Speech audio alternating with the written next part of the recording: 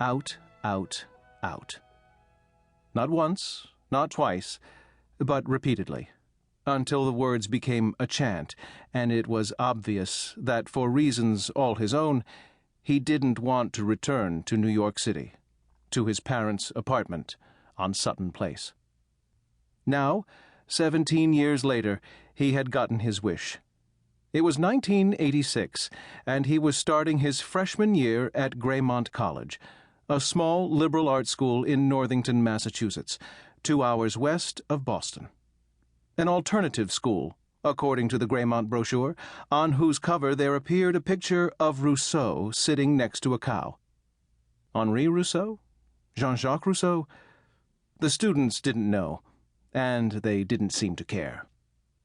The only thing that mattered was that they were at Vermont, in the middle of whose campus stood a shanty protesting college investments in South Africa.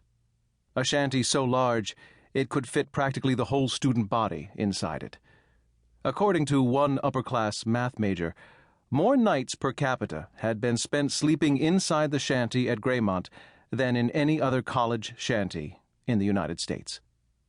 At Vermont, if you wanted, you could receive comments from your professors instead of grades, and on the application for admission, there was a creative expression section that, according to rumor, one successful applicant had completed by baking a chocolate cake.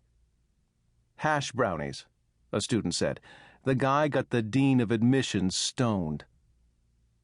Julian's own creative expression section took the form of a short story he'd written. At 13, he'd met his hero, John Cheever, standing on the steps of the 92nd Street Y, and ever since then, ever since he'd gotten John Cheever's autograph, Julian had known he was going to be a writer.